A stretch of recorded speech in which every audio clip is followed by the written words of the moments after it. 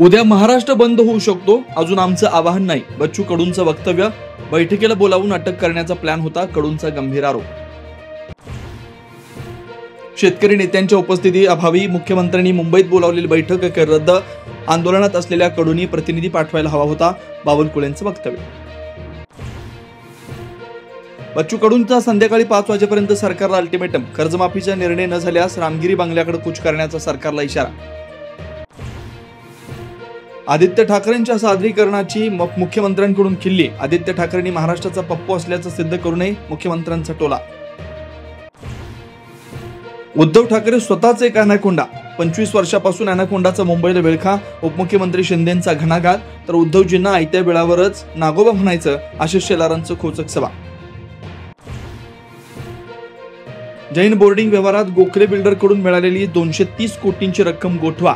शिवसेना नेते रवींद्र धंगेकरांची मागणी, तर विशाल गोखलेंना त्यांचे पैसे परत करण्याची जैन मुलींनी दाखवली उदारता.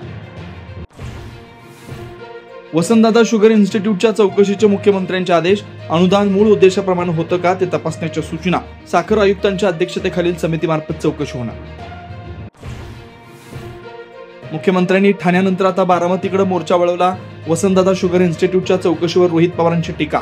राजकीय द्वेषातून चौकशी करून संस्थेच्या बदनामीचा प्रयत्न असल्याचा आरोप.